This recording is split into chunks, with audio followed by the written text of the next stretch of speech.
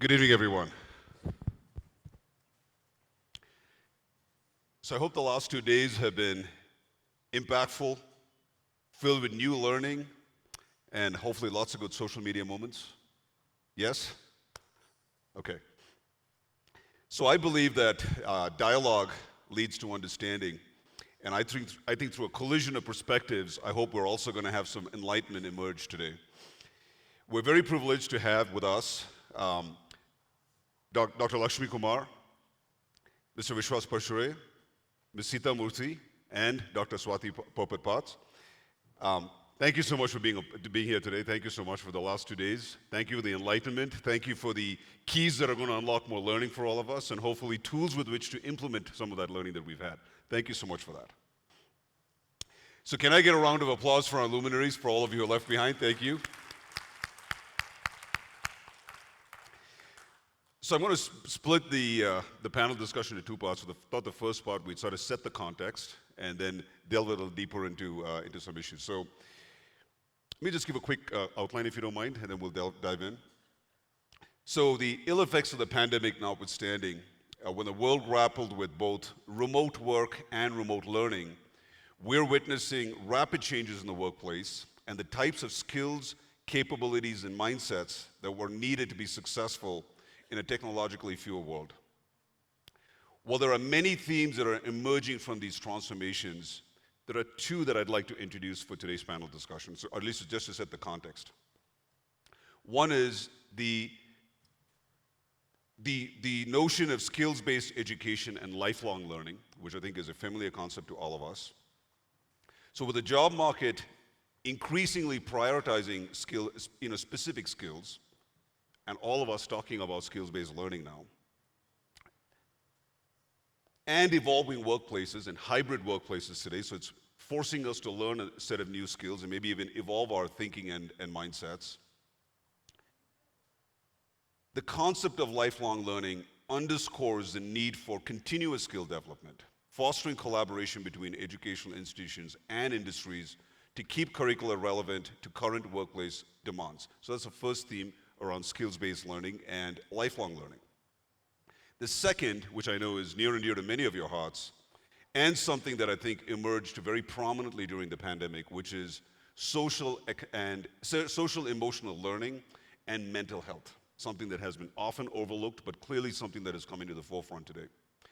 Education is increasingly recognizing the importance of social emotional learning and mental health. Now, why is SEL important, especially in today's context? It develops crucial skills such as self-awareness, empathy, aiding students in managing emotions and building relationships. With the growing focus on students' well-being, especially post-pandemic, highlights the need for education to balance academic achievement with holistic student development. So with these two themes in mind, let me start with the first question to each of you, and I want to give you each 3 minutes, although I think we are a little bit flexible on time now, at this time of the day. What lessons can we draw from this current context and the world that is shifting and shaping around us? Ma'am, let me start with you.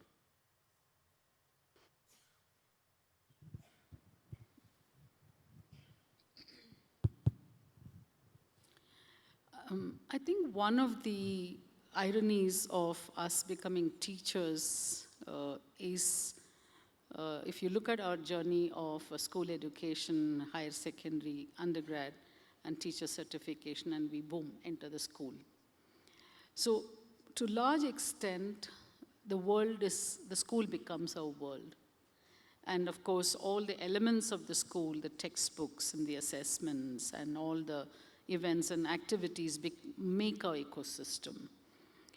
So a lot of time, I feel that we are also not in touch with the outside world reality. We have an academic understanding of what the future looks like. We have an academic understanding of how we need to prepare our students for. But still, like this very old, beautiful story of a farmer bringing up an eagle like a chicken, we keep going back towards our familiar point of references. I think this logjam is something that we need to break. This is the only profession where upskilling and interning is not even made mandatory. So we don't know how other enterprises work, how other, let's say, a manufacturing unit or an IT sector or a hospitality industry, how it works. We send our students for career choices and they go and listen to a lecture, and sometimes we go accompanying them. But we don't have an immersive understanding of really where our students are going to belong to. I think we need to open our vistas of understanding, which also means that I often advocate now to the teachers that in your summer vacation, at least try and visit 3 industries to kind of shadow someone. And again, it's for adults, it's very difficult because, and to tell teachers to do some new learning, it's very difficult. But I feel that if we are not authentic in our understanding, it's very difficult to kind of convince my audience, my students, that this is where we need to build. So I think before I prepare my students for lifelong learning, I genuinely have to look at lifelong learning that are beyond the mandates. So we kind of have a punch and lunch tick marks, you know, and that's not really called lifelong learning. So I think we need to really look at how are we becoming lifelong learners before we advocate and Fully practice. agree. I think someone made this comment earlier today about how important it is for us to learn to unlearn so that we can learn again. Thank you, ma'am. Thank you for that.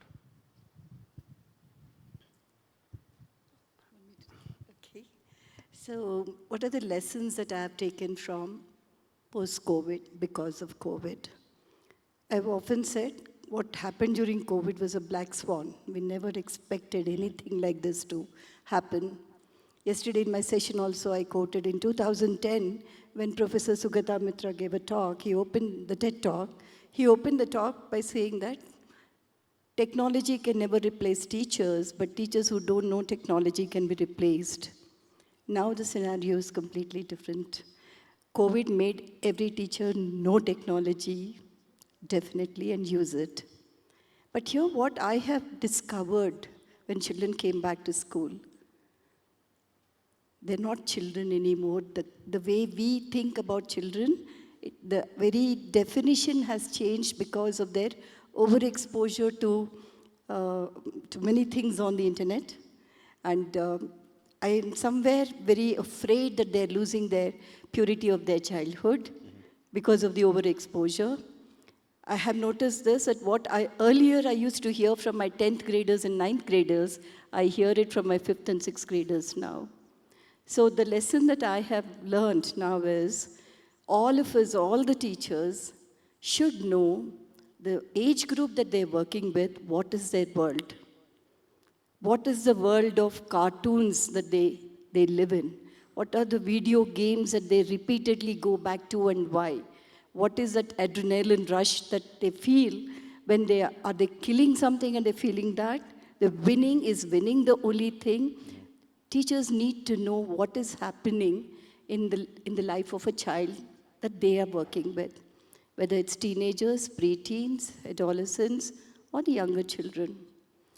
So we set up a survey now, all the teachers from each age group, find out what cartoons are they watching, what video games are they playing. In the PYP, we say, all the 6 themes are like who we are, where we are in place and time. In 2024, where we are in place and time is not the same as teaching children in say, 2000. Like Dr. Swati said in the morning, from those red lines and blue lines to 3 lines to dotted lines, and then just to, generation has progressed. Today, you don't have to teach them strokes and lines because they already come with certain skills when they enter the school. There's so many things that they already feel comfortable about. But then what we need to work with them is, during the COVID, parenting changed children. Every feeling is being recognized and overemphasized. In the bargain, children are articulating their feelings in such a way that it is so important to like something or not like something. So the lessons for a school is, you have to start working with parents also.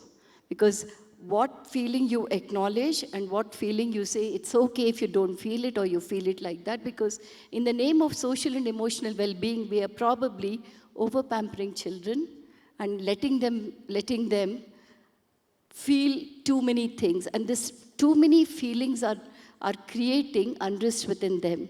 So I think the lessons that I have learned from this is know who they are now, how the world works for them, how do we organize ourselves to work with them, and help them recognize the planet that they share with everybody. That is the mission that I feel that I have to embark on now. Well said, Thank very you. well said. In fact, ma'am, if I could just make one comment on what you just said. You know, one thing that dawned on me, in fact, I have so many people asking me, did you get my email? Did you get my message? And I find that I'm always behind on keeping in touch with that. But the analogy, or what I drew from that is, can you imagine the life of a child today where there are so many signals coming at them, whether it's, you know, mostly social media, unfortunately, or any other kind of, you know, new age content that children are exposed to. There are so many signals that we never got as children we were growing up, right? We usually had only textbooks or just our peer circle, but today you are influenced from very far away, from signals that you don't even know where they're coming from, but you as a child today has to parse it, process it, and figure out what that means, and usually you don't have anyone to help you through that. So I can fully understand what you're saying, and I think it ties back to the challenge that everyone is facing, what has come to the forefront. How is this affecting them emotionally? What kind of adults are we creating? Thank you for that.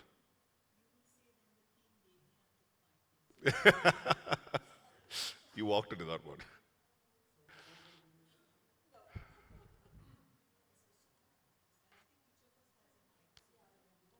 Yeah, yeah.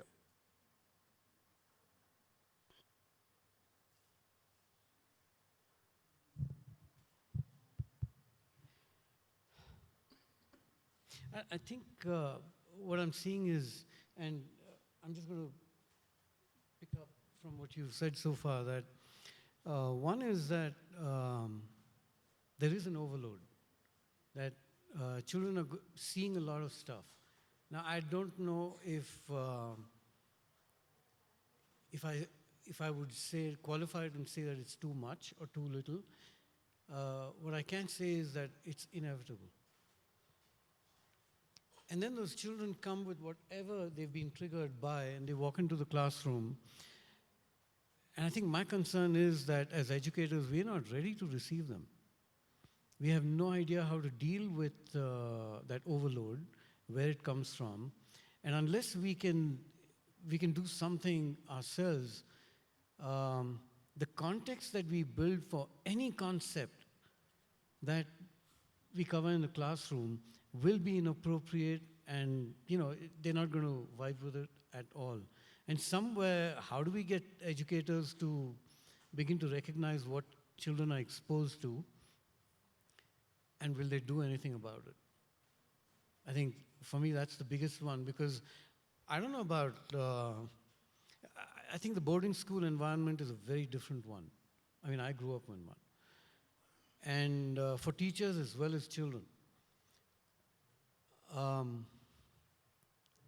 But if you, just interacting with city school teachers in schools, where pretty much the life of a teacher is doing the domestic stuff, doing their work at school, coming back, and wow, and I'm saying, God, these are super women already. And what kind of expectations can we really have? And how do we do that learning piece? Because how are they going to fit it in? Because that is the truth. And I think somewhere we're falling behind. And pretty much the pandemic showed that. Very much so. In fact, your survey at the start of your presentation, I thought was a very good pointer into what you just said, right? What is the gap between what we perceive or what we expect and what we actually demonstrate in the classroom, what the child actually receives, and which is really why we're all here. Exactly, it was pretty big. It was pretty big. Thank you, sir. So I think the pandemic, my expectations after the pandemic were that we would go more hybrid in education, which we didn't. So we embraced technology completely during the pandemic, and we went back to our old kind of setups, where we are still grappling with the concept of, oh, AI has entered. Whereas we shouldn't be. We should be now understanding that this is what the world is going to go towards. I think what it did was that it made us realize that we're not teaching a subject, we are teaching a child. Because exams didn't matter during the pandemic. It was more about what were the children, each child taking back from it. Number 3 is, I am kind of not in favor of preparing children for the future, because in that we are forgetting that we are not preparing them for the present. Because their present becomes very much important. If they are grounded and ready to face the present, they will face any kind of future. Because whatever you and I may say, we still don't know what the future is going to be like. All of us are just assuming that this is going to be the future based on what we see in the present. But I don't think any one of us is ready to know what their future is going to be like. So if they are ready to face the present, they will be ready to face the future. I think that's what the pandemic taught us, to be in the present and to deal with what we are in right at the moment. And number 2, I think communication and limits is what is required in present day education. I don't think we require the subjects which we have. Algebra, geometry, I don't think we are going to, AI is going to help us do all that. But communication is going to help us, A, deal with AI and with our fellow people. And limits is what our children lack. They don't know how much of what to do, for how long, and how. So I think if these 2 are an integral part of education, we would be giving a better post-pandemic education to our children. Very true. In fact, what it makes me think about, what dawned on me, and I think, I'm not sure if everyone experienced this during the pandemic, but just like how you said, right, if a teacher didn't know technology during the pandemic, well, guess what? Now you know how to deal with technology. And like that, there were so many things that came at us. And what I recognized during that time for myself, and I think everyone in our organization, the skill set, the number 1 skill set we all needed to possess was adaptability. So to your point, rather than preparing you for the future, in preparing you for the present, I think the skill you should be teaching is how to be flexible. And to be honest, that is a mindset that can be taught, right? And so I think, again, I think to your point, if you look at the structured, traditional, regimental way of education, there's no room for adaptability and flexibility. There's no room for creativity. You're expected to follow a line and go to a very predetermined destination, which is clearly not the way the world works today. So it's an excellent point. So I want to ask the audience, do you have any questions or any comments you want to make just on the context? Please. Shall we right here in the front?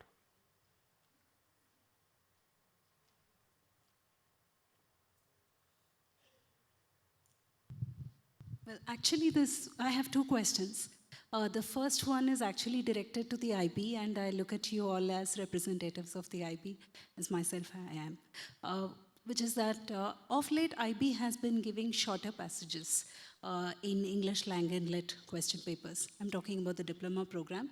I'm an English DP facilitator as well, apart from being a coordinator. And I see this happening across the board, not just in IBDP question papers. SAT reading passages have also become shorter. And I happened to train students for common admission test earlier, that is for IIMs. Even there, the reading comprehension passages have become shorter. So I wanted to hear your thoughts on this. Do you see this as IB and many other institutes giving in to the ethos of the time, or do they value brevity as a more valuable trait? Please, ma'am. Well, I'll put it in the context of the theme of IB Manthan, Future of Education, and IB's policy on the AI, okay? While you are looking at is IB reducing the intensity of learning, I would want you to think about how are you going to use AI to leverage significant, relevant, engaging, challenging learning for that student, okay? The other day I was listening to John Hattie, the assessment guru. He was advising that in the morning session when Mr. Jacob was leading, I was amazed at the resources you can get with one prompt on your phone or on your laptop, number of resources a teacher can get. Now, in a context like that, a student also has access to that much information. John Hattie advises that you make the student debate about the information he gathered, because now is the time to engage them in oral debates and discussions, because that is where metacognitive learning happens. I think that's what you need to relook at now, because when you're moving from one stage of teaching and learning to another stage altogether, because of all the other disruptive forces playing a role in your active teaching learning, you also need to have a paradigm shift. How else am I going to challenge my student? I love the advice what he gave. He said, engage them in oral debates. That's where they cannot import a text from our resource and talk about it. That's where they're really going to engage, like the personal projects or the TOK. There's no way he can get something from the chat GPT on that. So I would recommend that you have a paradigm shift into how you look at things now. Because at the end of it, the engagement of learning is more important than the product out there. I'm sure that's how IB is also going to relook at things. Coming to my second question, with all due respect to differentiation in learning that the IB strongly believes in and promotes, I'm sure many of us here are familiar with the streamlining that happens in the US schools, where they segregate students into different cohorts based on how quick they are with learning and not so quick on the uptake. I understand that it might feel another student feel like less than capable. Everything has its pros and cons. But when we put everyone together in a classroom in the name of inclusive learning, and we try to cater to the different learning needs of students at different levels of the spectrum, wouldn't it also make it boring for another student who is pretty fast when it comes to learning? So I just wanted to understand, why is IB not open to streamlining of students? And I don't think any school in India does that either.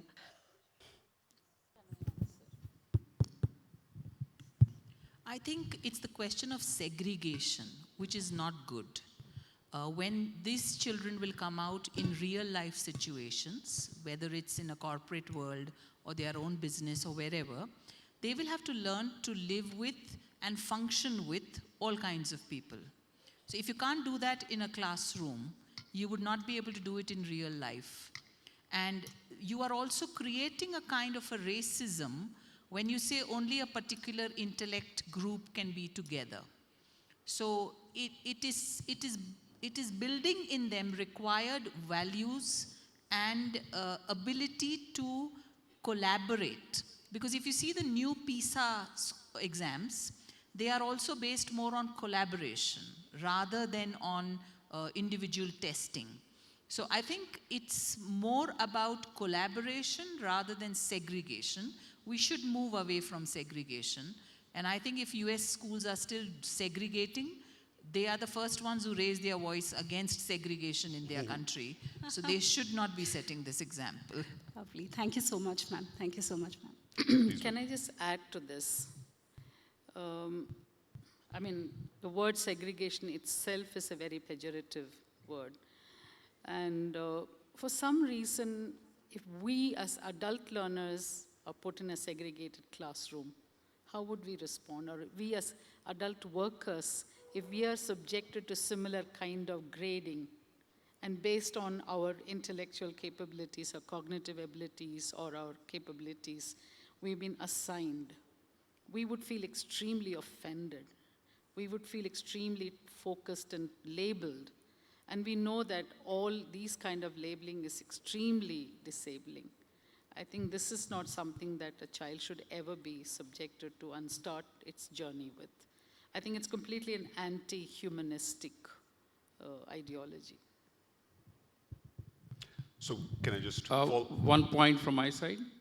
Sorry, please go ahead. Yeah.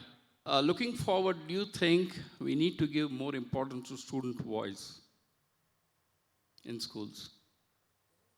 I think that is a point to discuss. So IB has been very, very strongly advocating learner agency, where they say give voice, choice, and ownership to them. I think it's very important because... Ma'am, yes, I agree with you, but is it happening on ground? Well, I think it'll go back to what Vishwas was presenting, that do you as an educator feel more that you want to control, or do you want to democratize learning? The paradigm shift has to come within us, then they will feel it. Yeah, so that means there is a shift in a teacher disposition now. Absolutely. That's right? So in fact, that was going to be my follow-up question. I think that was the root of the question you were asking, which is how does a teacher then perform and handle the diverse learning capabilities and learning levels of... So by the way, I fully agree with where you're coming from in terms of not segregating. I think that's a very well understood and well-founded basis for that. But I think there is also the challenge, and I've spoken to lots of teachers who are trying to deal with that, and I'll tell you where I think it is more impacted is when you're dealing with students who are still struggling with, let's say, basic English or basic math, things that could then affect other areas of learning. So if we were to just narrow it to that and not just speak very broadly, how would you think a school should deal with that? Without creating any bias and prejudice in the system, but at the same time, help the students who need that. Please, I'm glad I asked the question. We all have the hammer in hand. Being in the IB community, I have to say this, when we respond to any question, we first look at the context and the culture we are in. In the Asian culture that we are looking at, teachers are products of the society. They didn't fall off the tree from anywhere. So we grow up with this idea that adults know everything. Adults have to control everything. Adults have to organize everything. In a scenario like that, for us to have a paradigm shift that I have to democratize learning, because it's culturally in our DNA to control children. In an American culture, you ask a child, would you like to eat this or that? Would you like to do that from a 3-year-old, 2-year-old? So they're culturally very different, and we are culturally very different. So to give a response to a question like that, what should teachers do? We first need to know what is the context we are working in. What is the culture we're coming from? Because we are in an Asian culture where we don't mind children studying from 5 in the morning to 5 in the evening. So in a scenario like that, democratizing learning doesn't really happen. So that's my take on that. Can I, whether it's IB or in all educational landscape, I think this assumption is that we all have to bring children to some standardized outcomes. I think that's the fallacy that we need to really examine. And children with assisted support and with special allowances, with special paces, they may not reach the same pace, it's almost like we have decided by the year end you should have done this, and flip it and then come back from your vacation, then you're from a grade 4 to grade 5 and all of you are performing at the same level. And I think this is a fallacy, this is a myth that we need to really question. And within this space of that there are some children who are going to require time, and there are some adults who require special time. I mean, we all as leaders have experienced it, right? We have a very diverse community of teachers, some who can quickly submit on time and some who don't submit after 10 reminders, some who are excellent with planning, some who are excellent with execution. If we can accept diversity as a sense of entitlement in the adult community, say the teacher community, I think we should have the humility to grant and surrender to it and give appropriate support. And of course, the most important stakeholder is the parent, and I understand. And I remember children who have had hearing impairment when they are integrated in a mainstream school, some parents almost begin to expect that my child will start hearing. But I think that's an emotional context that we can address it. But the reality is that child will require special support is something that we need to keep addressing, we need to keep reminding, but most importantly, our expectations have to be aligned. But a lot of time we miss out this and we have this thing that all those who are appearing in grade 10 should crack this. All who are going for the entrance exams or competitive exam must crack. No, they don't. It's just 10%. But we don't question those, but we begin to question this. So I think we need to definitely re-examine our expectations in terms of the outcomes. Please, ma'am. Most importantly, I think B.Ed colleges need to be based more on skill development. And this is the skill that teachers require. That how do I have a classroom with differentiated needs and how do I look into the needs of every child? I think what teachers and parents primarily need to keep in mind is that in your classroom, you have children who have almost a 9-month age difference. And that's what is meant when we say developmentally appropriate curriculum. So that's why you have some children who do very well in the classroom. They are the ones who are the eldest in the classroom. And then you have the others who are still struggling to catch up because they are doing a curriculum that's 8 months ahead of their age. So this is something that parents and teachers must keep in mind when you're trying to judge the performance of a child. And lastly, if you study the NEP, if you actually study the NEP, you have 3 concepts in the NEP. One is called the GRR, which is the gradual release of responsibility, which tells you as the teacher when to release the responsibility of scaffolding the child. And that is an important skill a teacher needs to develop. Number 2, they have now given you how to assess children as, proficient, beginner. That will give you the, rather than the A, B, C grades, that gives you where the child is and what you need to do for the child. It's not difficult, especially in IB schools it's not difficult because the number of children is quite less in an IB classroom compared to other schools where you have almost 50 and 55 children in a classroom. So I think if IB schools take the step forward, because the NEP has spoken about differentiated learning, and it's just not that the B.Ed colleges have not followed up with it. I'm quite hopeful because the next curriculum framework which is coming out is the teacher curriculum framework. So the teacher education. And I'm sure they will include training in that which is going to help teachers look into differentiated learning. Excellent, thank you. Sri Lakshmi, I hope you got more than what you wanted in your question. You have one more question? Okay, go ahead. Good evening, sir. I've framed so many questions, but I'm sorry I couldn't ask all of them. I have a question from Vishwas, sir. In the previous presentation, you were talking about we cannot control. And there was a statement which was passed that students don't need us. That led me to think that as the discussion started, we were discussing about that social media is impacting students. And if I quote Simon Sinek, who I love reading him. So he quotes that if we give this mobile phone to children, it's like giving them nicotine or it's giving them alcohol in their hand. Now they are exposed to it and you all agreed upon that they have a lot of information in that. Now I am in dilemma over here. We cannot control them. And we can see that they are going in, something wrong is happening. We are not being judgmental here, but we are educators. We are supposed to be a guide, facilitator. So what should we do in this scenario? That's my first question. Oh, okay. Well, let's give Vishwas a chance to, that was a long question. Let's give a chance to unpack that.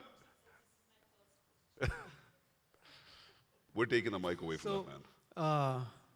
Yeah, it was a long question. I'm just going to try and see if I've understood it, so I'm going to restate it.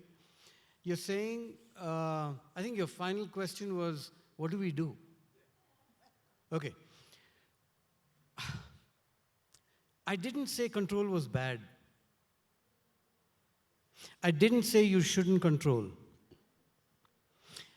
I'm just saying that, look, when you try and control, this is what happens. Now, I've been a parent, and those who've been parents will know that there's this constant battle going on because there's love for your child and there's this whole responsibility that you've taken on, and you want something to happen. And this is what helped me. I had to ask myself,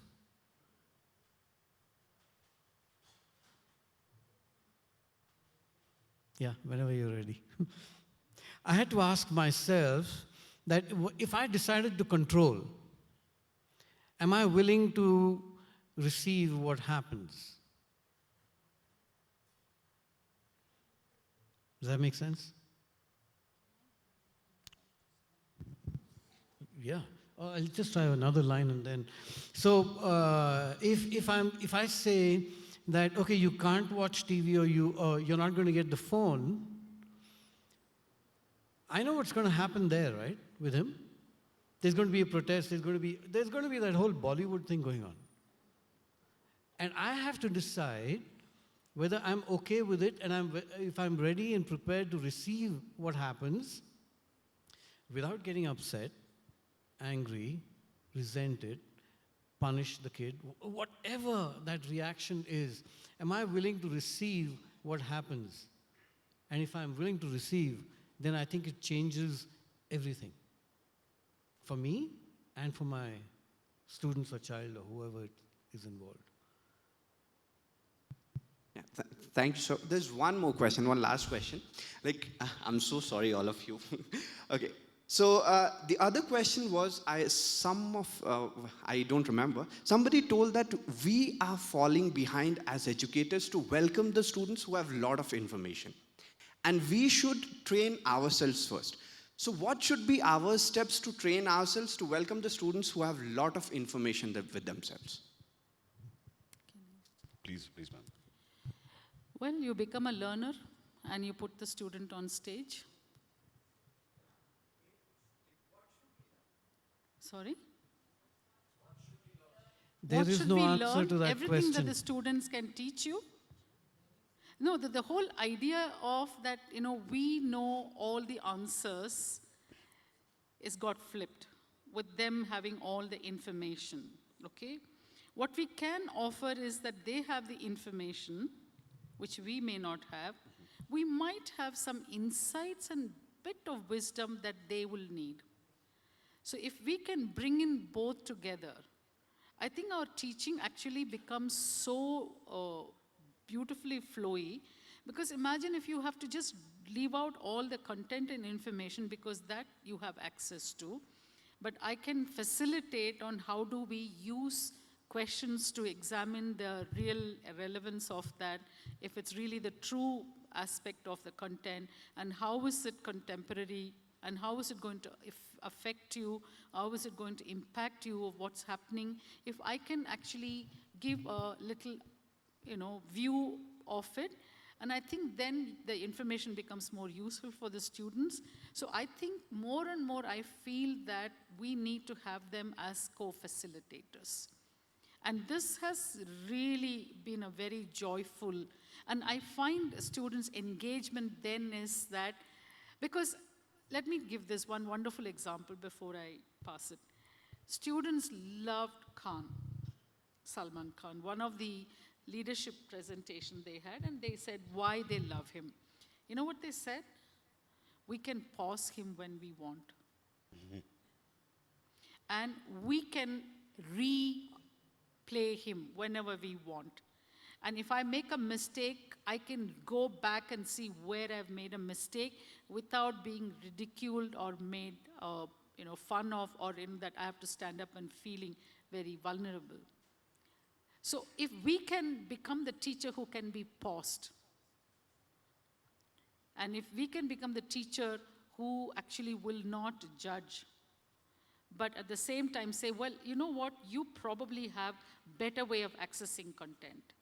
Put them on stage, and you actually co-facilitate. I've seen miracles happen in the classroom. Please. Can I just add, because she's used some words and I just got triggered, man. So what kids are doing is bringing in content. And I'm just going to use the IB language here.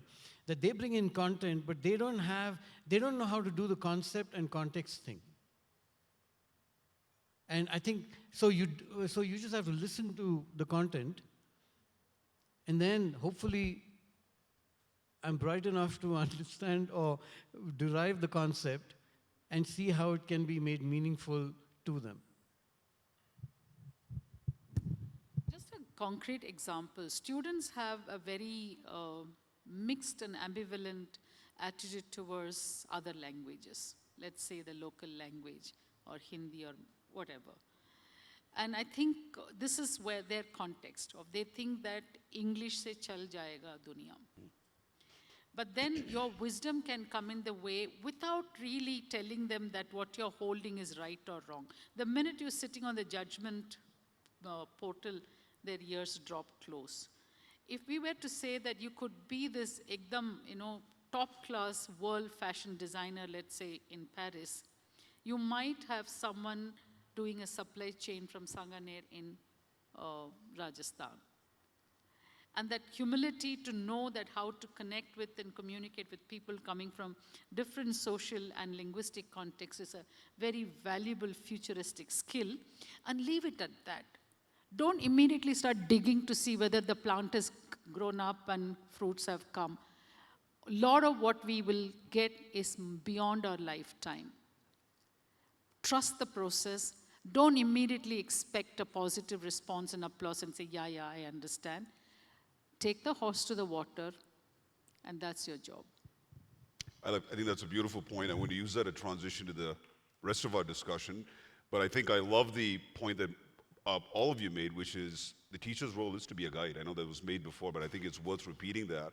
But the other thing I heard you say is, do all teachers imbibe or demonstrate the different IB learner profiles themselves in the classroom? It just made me think of that, because we're looking for that in students, but I wonder if you know that about yourself, and do you make that connection to the classroom is something I took away from what you just said. So hopefully that was a point that all of you understood. So in terms of approaching the solution, so let me just put the context again for how we can take this discussion forward. I think a lot of what was said, another point that was made is how teaching has evolved, and naturally, right? We expect it to evolve and expect it to change.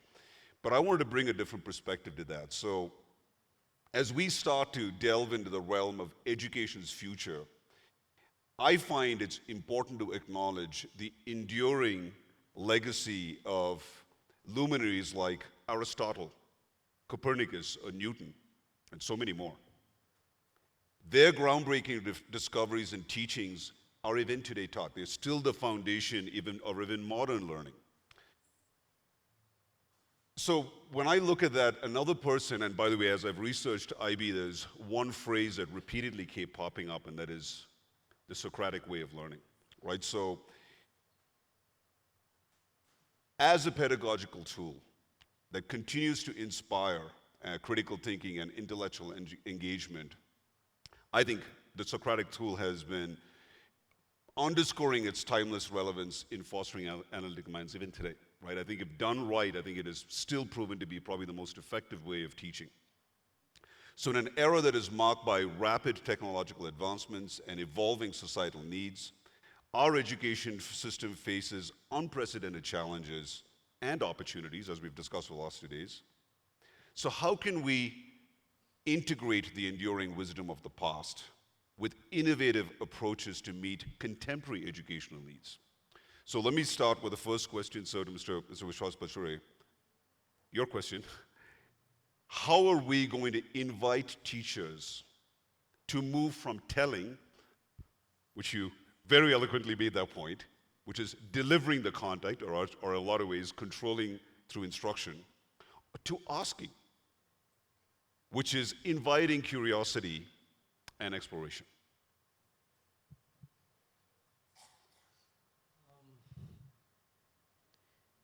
So I think the human mind is designed to create ideas of perfection, right? So when I say perfection, at this point in time, I'm not saying it's the final thing, but I'm saying that if I asked you, what do you want? So you're teaching a classroom. Where do you want your children to be? I'm guessing you'll be able to give me a picture. Yeah? Now, here's the funny thing. the kind of language people use has nothing to do with what is being done in the classroom. And I've done this again and again and again with people, teachers, many teachers who've been parents, and the question is, you see your kid 20 years from now, what do you see? And none of the words have anything to do with the classroom and academics. Yeah. And I'm saying, so which part? So I want them to be confident, I want them to be impressive, I want them to be, if I did that with you right now, you'd probably give me the same stuff. Now, if that's true, then, and none of those words do not have a perfect picture. There is no such thing as perfect confidence. Yeah? And I think we've got to let go of our idea of perfection first. Because only when we let go of the idea of perfection can we choose and use the discovery path. But as long as I say that I want these children to be 80%ers, I'm just giving you a vague one, yeah? Then I'm stuck. And there's nowhere to go. Because I've defined what that end is. So, how do I let go of perfection? Because even when I cook, I judge my own cooking based on an idea. Right? Not enough salt, not enough masala, or whatever. And we're constantly doing this with everything and everybody around us. And if you really look at the pain in relationships, every hurt, pain, dissatisfaction, shame, guilt, everything comes from an idea of perfection. Because then I'm comparing it with that. And can I let go of that, even in practice, for a moment, and say that, okay, God, I'm going to let this go. So what exists? Only then can I begin the path to discovery. Now, if you want to discover, there's only one way. You got to adventure. You got to take risks. You got to dialogue. You can't be opinionated in that conversation that you have. So you got to learn a new language. Yeah, that's pretty much it. And then hopefully, at the end of it, you say, okay, so if I don't know anything, and I'm not going to say anything to the children in my classroom, let's say, then the only way to go is to say, okay, how am I going to find out? And that's when the asking begins. Beautiful. Amy, you want to add anything to that?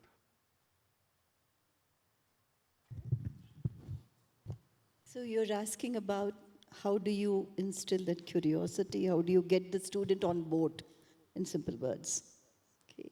Well, that's what IB programs keep promoting, like make sure that it's relevant, engaging, significant, and challenging. And the role of a teacher is an artist of creating that environment of how different students with different kinds of learning styles will log in at some stage or the other. That's what inquiry methodology is also about. But at the end of it, it also boils down to the beliefs and values of a teacher. The learner profile comes into picture in the teacher also, like how open-minded is she in accepting anything from the students, because like Vishwas said, perfection. If the teacher is looking at that 5 in the square, then she's looking for perfection, and she's not looking for multiple perspectives. The day she gives us signals that I want you to respond to what I'm expecting things, she's disengaged them. The day she invites everyone to, okay, I'm very curious what you think about it. And I'm really interested in how you're going to present this inquiry of yours. It's a positive environment and an encouraging environment that should be created, while it's very idealistic that I'm talking about. It doesn't happen overnight. I think IB had been in India since about 1998 onwards. By 2024, I can tell you, I've been with the IB programs for 16 years now. There is a gradual shift GRR in NEP is actually happening in the teachers now, but very slowly. How do you get students on board has been a challenge, even I'm sure for Dronacharya. It has been a challenge for all the acharyas in the past also. But they had personalized instruction, individualized instruction, and then inclusion, because I'm sure they they knew who was more, Arjun was interested in this, or Yudhishthir was interested in what kind of martial arts. That's exactly what we have to take inspiration from that. As teachers, it's our job to make sure that he writes a 5 within the box, or he writes 5 and actually creates 5 in multiple different ways. Okay, the day you give these signals, which are very evident for children, we don't know, but they're very evident. Even the twitch of our eyebrows and our tone and our tonality in the classroom will determine the positive climate in the class. The day we change as individuals and have a learner profile, I'm sure that all children will be on board. Very true. Yeah. Please, ma'am. I think the idea of telling emanates from an assumption and a belief that they are an empty vessel that we need to fill up with. Whereas the idea of asking could be an extraordinary recognition that these children are miniature adults and that they have a lot to share. And I think if you look at the pandemic, the 2 years of lockdown, and when they returned, they had life experiences which many of us perhaps didn't even relate to. They were witness to a whole lot of social, emotional, familial, cultural, relational, securities, insecurities, threats, you name it. I mean, they have witnessed death at such a close quarters. Topics that were earlier considered taboo were actually unfolding in the living room. Father losing a job, and suddenly a financial crisis couldn't have been hidden. But if we were to have the idea of telling, then we would say, okay, theek hai, 2 saal jo bhi hua hai, just forget it, now come back and start learning trigonometry. Whereas the idea of asking would be to see what wisdom and experience that they have gathered, and how, whether we can build in the economics, health aspects of life, or family dynamics, cultural ways of handling the health pandemic. A whole lot of lessons can be embedded in the context of our students. So I think the idea of asking is about also building a kind of an equation of equity for the students, and not view them as some kind of little children or young people with nothing but empty heads. I think it's the two continuum. So I think we need to, if we can move from this, I tell you, I dictate to you, I guide you, and I direct you, to rather, can we explore, because they have something to contribute. And I think if this acknowledgement is there, and I see that you have an amazing child who blossoms with opinions and points, and they can be so precise with what they contribute. So I think an idea of asking is more healthy. Totally agree. But it dawns on me that, as I talked about Socrates, I think during his time, the body of knowledge that exists today did not exist back then, right? He didn't have textbooks to refer to and none of those things. So the inquiry way of teaching was just very natural. And I wonder, as I'm saying that, is that part of the burden exactly of being a teacher, is that you have all this knowledge and information which you think you need to pour into the cups of all those students, and maybe that's what's forcing your behavior in that direction, when really you should be, again, this whole concept of unlearning, but rather being more of a guide and a collaborator and help them find their way to the bodies of knowledge that have today been discovered. Yeah, I was just going to give you an example. Students have seen a lot of housemaids, security guards, drivers losing their job. That's the first time they actually began to question what would it mean to lose this 15,000 rupees. And they didn't stop there. A lot of them began to look at their dad first time and say, oh, so what happens if you lose the job? And what happens to our different aspects of our life? I think it's a great starting point of discourse. But if you're sensitive to accommodate their experiences, a very relevant and a significant learning element. Otherwise, we would, of course, turn and say business as usual, open the book, chapter number 7. You know, for me, what has worked best, even when I train, whether I train government teachers or international school teachers, is the work of Gijubai Badeka. How many of you have read his Divaswapna? That's it, just 3 people. In 1920, this man was able to do what IB is talking about now.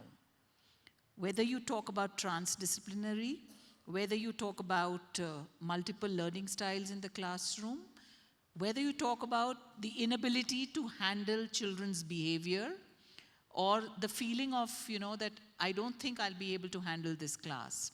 A lawyer, he was a lawyer by profession. He came into education because of the birth of his son. He didn't want his son to go through the same stupid education that he went through. And he invented, and he told the education commissioner, give me a free hand to run my class the way I want. And if you will read Divaswapna, it's a very short PDF, available free of cost on Google in multiple languages. Your inspiration, whether to the question he asked or to the question you asked, the solutions are all there in Gijubai's work. This man wrote 700 books for children, for mothers, for teachers, and there's not a single book written on him in this country. We were the first co-authors to write a book on him called Once Upon a Story.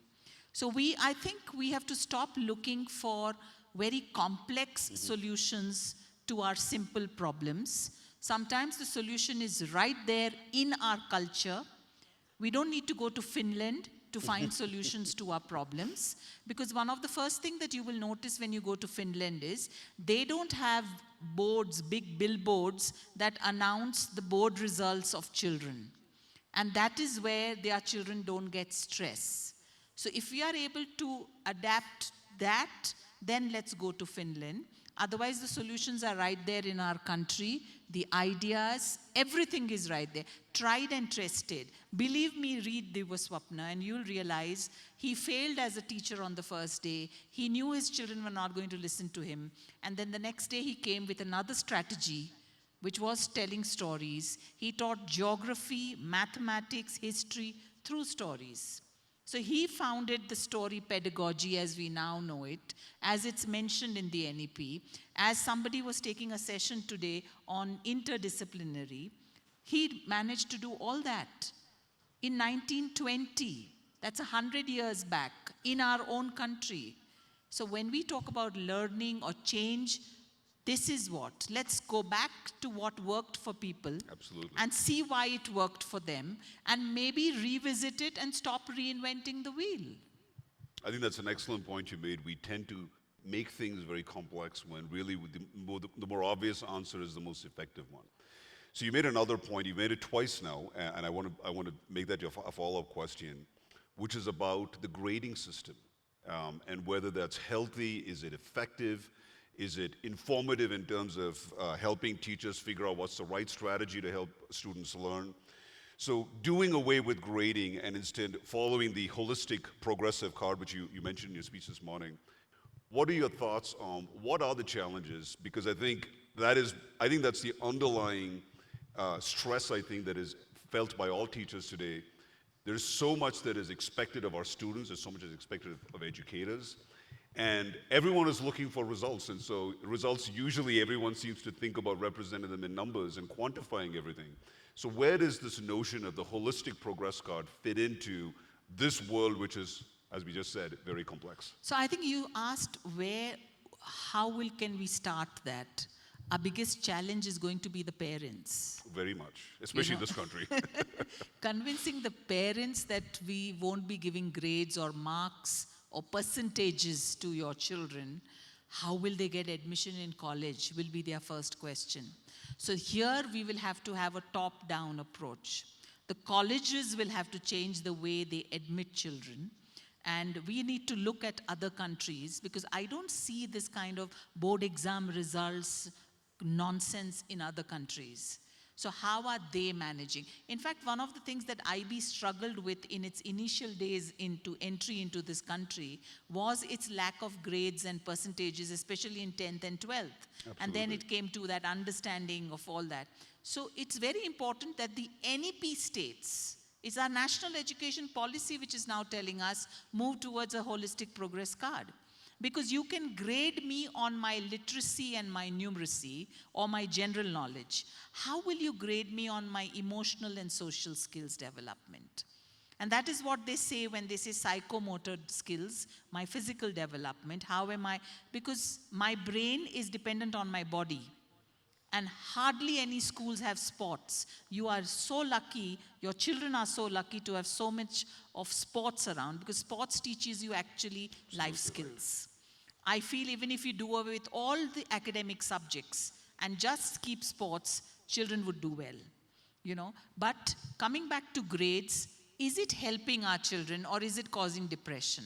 Look at the number of suicides this year itself. After examinations, after board exam results, after IIT results. So are we just going to make it into a television debate and then forget about those suicides? Or are we going to make films, which was the film 3 Idiots, then sit and cry in the auditorium and then come back and say, no, grades are the best solutions to us. We have to learn to do away with that. And it'll have to start with the colleges. They will have to change the way they take in admissions.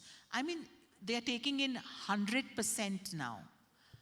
How can a student get 100% in English? How? How is it possible? But schools are giving 100% result.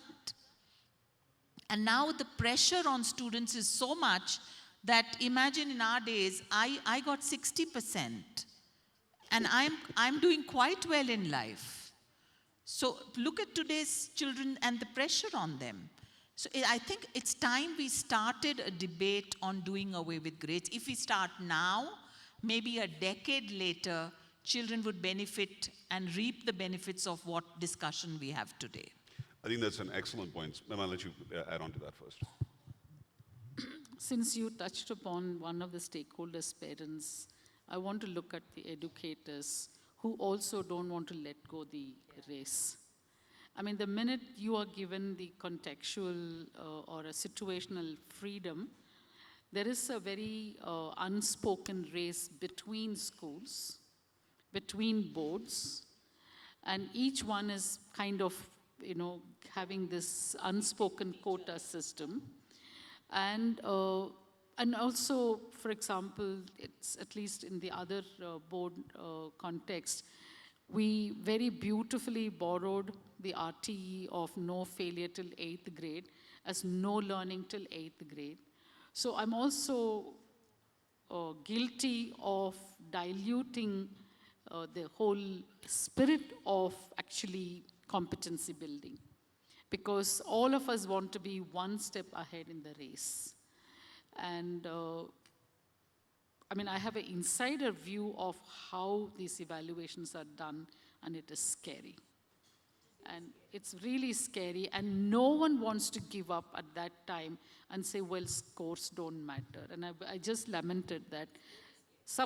You know, through the year, we'll tell the child, as a parent, as a teacher, as an educator, scores don't matter.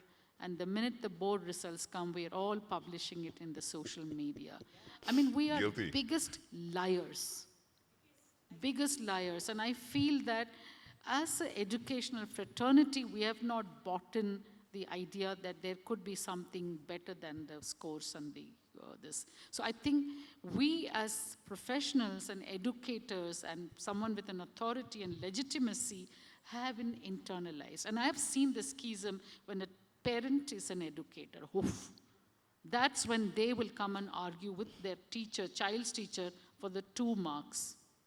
And that's when the whole facade really breaks out. So I think if we are not completely convinced and enrolled in the ethos of looking at the child in terms of beyond the scores and grades, I don't think we can convince anyone in the world. To Lakshmi and Dr. Swati, I'd like to say this. This grading system is worse in America. It's not just about India. The other part, what you said, you know, this debate about we need to change. Unless there is a political will, I don't think we have influence over the system. So I always look at it like this. What's my circle of influence and what's my circle of concern? I am concerned about the grading system and the unhealthy competition we have, but we as schools within our ecosystems, what influence do we have to demystify this? You know, all those who graduated during COVID years are doing pretty well in the university without ever writing a board exam. So actually, COVID had proved to us that you don't need to write a board exam. But however, the grades and boards or exams is for a child, for a student to recognize his own progression, okay? Within my influence, within our school system, what we did during COVID year, I'd like to share, because I think these are some examples that we need to talk more. Because whenever I hear Sir Ken Robinson's talk, you know, he says, schools kill creativity. Schools don't kill creativity. Systems kill creativity. Schools do their best. At the end of it, school has to send the student to that board exam, and that's the reason you have to compromise on some things. But within our school, what we did during that COVID year, we asked all the students from grade 3 to 9, create your own Google site. The best lessons from each subject that you have learned this year, choose any 2, any 3, up to you, and give it as a presentation to the parent community and get peer feedback. And in that, you develop your own rubric and pass it on to your audience and let them give you feedback, okay? That project graduation, which we coined, was a terrific success because the children came back to tell us, ma'am, for an exam, we're always trying to visualize what questions will come. But in this, we're asking, what did we really learn? And what were the best takeaways from math or or science or social or English? And they put all those inquiries together into the Google site, presented, and they felt they had a fantastic, very, very good experience of learning and presenting. That continued. One more example I'd like to share. Before a term exam, we asked the students, I stopped them before they entered the classroom. I said, what would you like to be tested? So today is my English exam, ma'am. This was 7 or 8 years ago I'm talking about. Ma'am, actually I'm very good with my grammar, but I'm not too good in my creative writing. I would like to be tested only in that. I think somewhere we educators can exercise a democracy and give them the democracy. When would I like to be tested? In what? What am I good at? What am I not good at? And then how would I like to be tested? There are students who said, I would like to give a PowerPoint. And the students who said that, I would like to give a talk about this particular topic in science. So I think within the realm of our schools, within our influence, there are multiple things we can do.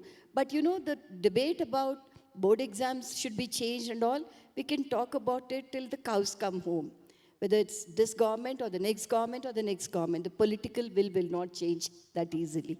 But our will can certainly change with it. You know, a student who enjoys that success of showing that excellence in his presentation, for him, giving a board is not a challenge after that. Because the entire idea is, how does a student rise to that challenge of being better than yesterday? That is the feeling we need to be able to give to every student. I just feel that. Please. He's been dying to speak. No. I'm just going to add to that. So I have the freedom of not being part, okay, you're also not part of it. But I'm just looking at the whole system from the outside. And I don't, so forget the system, forget everything. I think what's happening is this whole assessment system is an adult need. And it's all crap. And here's what I believe in, and I've tried it, and it works brilliantly, is to get the children to figure out whether they know what they learned. No, sorry, I framed it wrongly. Whether they know what they studied for. And they know. They really know. And I'm saying, why are we dumbing them down? At what point did we decide that the adult was necessary in monitoring that process? So here's what I do with my adult learning class. I scare the hell out of them on session 1. So it's a 10-month thing. And session 1, I scare the hell out of them and I tell them, there's going to be an assessment, there's going to be an exam. These are all adults. What do you think happens? Stress. Yeah, they get nervous. And then they figure out, so because they're allowed to sleep in class, they're allowed to roll around, as long as you don't disturb the process, I don't care what you do. When it comes to assessment time, which is the last session, they've received the question, they've created a question paper, they send it out to each other, they decide which questions they want to answer, and then they come and answer it. Do you have any idea how long they, on that final, and they have the freedom not to answer it. Okay? You have any idea what happens? And this is over 10 years that I've seen, they sit and write from 10 o'clock till 5:30. At 5:30, I have to grab the papers and say, hey, they got to lock up the place. And these are adults who have been through everything, and they're choosing to come and write 50 pages when they know they don't have to, when they know that I'm not going to correct it.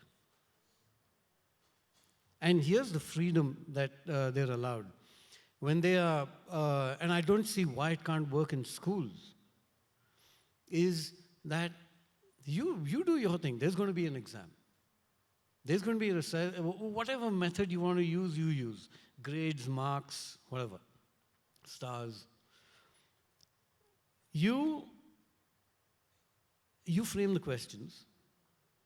As a class, you decide which questions you're going to answer. You come on that day, you sit and write.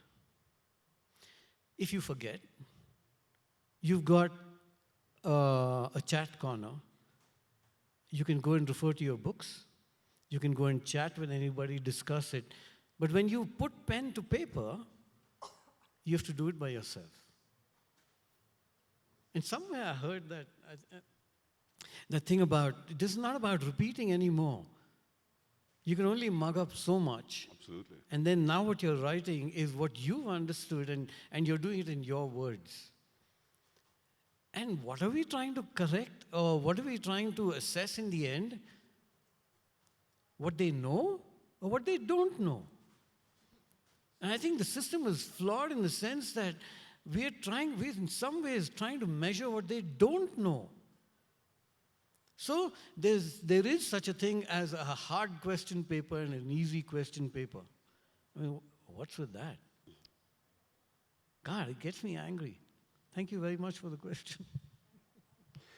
So, I think I love all your comments and perspectives, and what dawns on me, especially every time you talk about the NEP, and I've noticed even in the NEP, they also want to get away from board exams and rote learning and all these assessments. But the question that I'm left with, and I think I see a lot of discussion and dialogue and input into pedagogy. What about the assessment rubric? What is the assessment rubric that should accompany some of these modern pedagogical approaches and thoughts? And if I were to frame it as a more specific question, how does a teacher today traverse this gap from where it's an extremely structured grading system to something that is more holistic and measuring beyond just the highest or lowest level of learning, but really looking at who is the student that I'm forming in my classroom? How does a teacher bridge that gap through an assessment rubric? So in the IB world, we're already migrating from the word assessment to evidencing learning. Now, there's no workshop called assessment. There's a workshop called evidencing learning. I've been leading these workshops last 1 year, 7 to 8 workshops. Each workshop that I'm leading with a group of teachers in different schools, I am also discovering new things that you can actually, while monitoring, you can recognize what skills are they developing or what concepts are they understanding. While you're documenting, you also need to know what do you want to document. So the way there is how assessment is evolving towards evidencing learning is another paradigm shift in itself, by the way. It takes some time, but I think certainly while I I don't want to sound like an evangelist of IB programs, but I am one. I'm an IB workshop leader, I'm an IB evaluation leader, I'm one, okay? But I do love the idea of, earlier we used to have something called assessment for learning, assessment as learning, assessment of learning, which largely happens, assessment of learning. But assessment for and as learning is a different understanding, paradigm altogether. From there, we are moving to evidencing learning. You know, catch them doing the right thing, they say? That's evidencing learning. So we are slowly moving towards that, even in PYP, MYP, and the DP. That's why in the MYP, what they catch them for is their approaches to learning.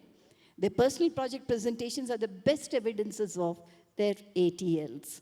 Okay, so it's a culture that one has to move towards. It takes time, but I think it's going to happen very soon. I love that, and in fact, what I like most about it, it is a great example of learning by doing. Really, because you really have to demonstrate the knowledge you've acquired, and you really have to demonstrate how you're going to apply that knowledge to whatever problem you think you're going to solve. Maybe you want to add something to that?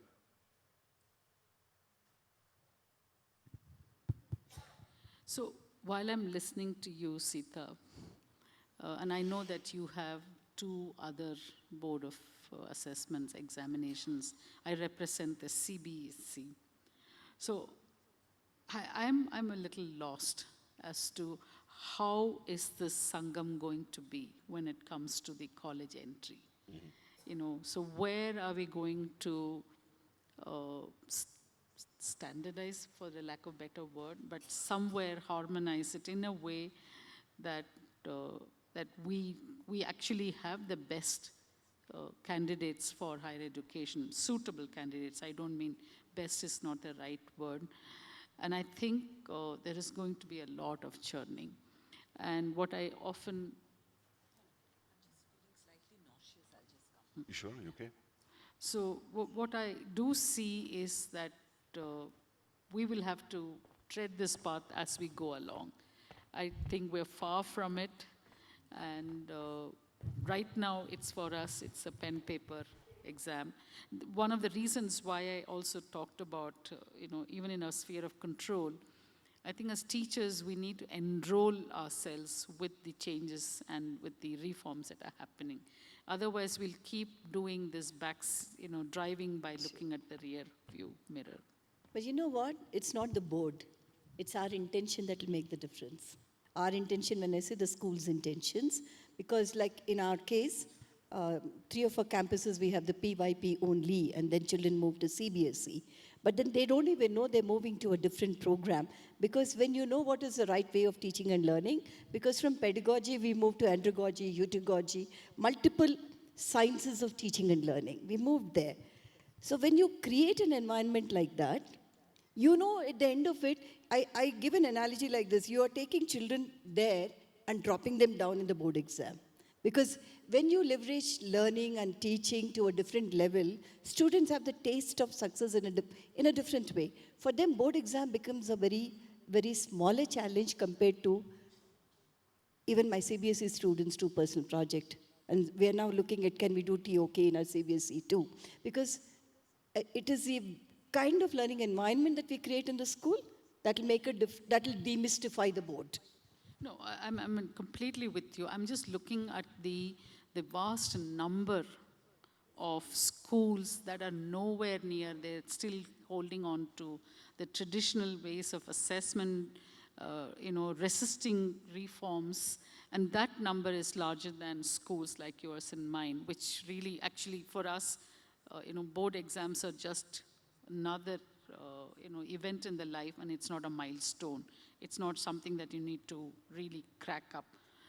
But I'm just looking at the pan-India realities that you have so many systems of assessments that are still so embedded in the very traditional, and here is NEP wanting a transformation and shift in the way that we want to.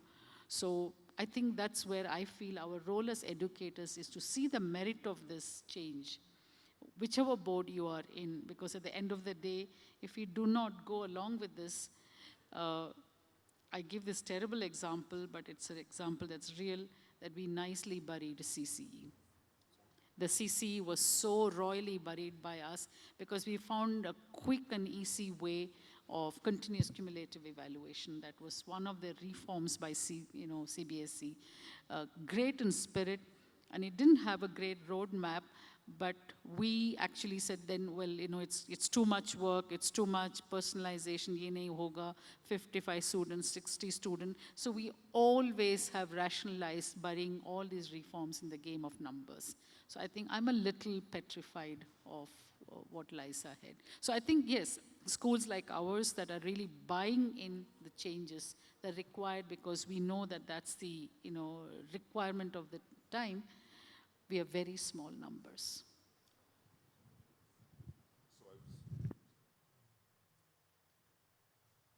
Can you hear me? Okay.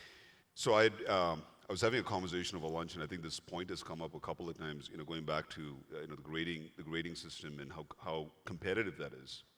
Especially in our country, I find, for example, the article that came out about quota and what's happening in quota, right? I think, imagine there's an entire cottage industry built around, getting kids prepared for entrance exams. It's mind-boggling when you read about what quota is and what they're doing there. But that's just one very visible example of it. But the other side of that coin, though, is so much of society, especially in this country, their ticket to a better life is in education. And for what it's worth, today that education is symbolized, whether you pass this entrance exam or how you want to define it. So while all of us can sit here and I think somebody might from the outside might look at us and say, well, it's a very elitist conversation to have. That it's so easy for you guys to talk about getting our grading systems, but what do we do for the rest of this nation? And in fact, I'll tell you a very scary metric that I read, or rather fact that I read the other day, is that if you earn more than 25,000 rupees per month in this country, you belong to the top 10% of earners.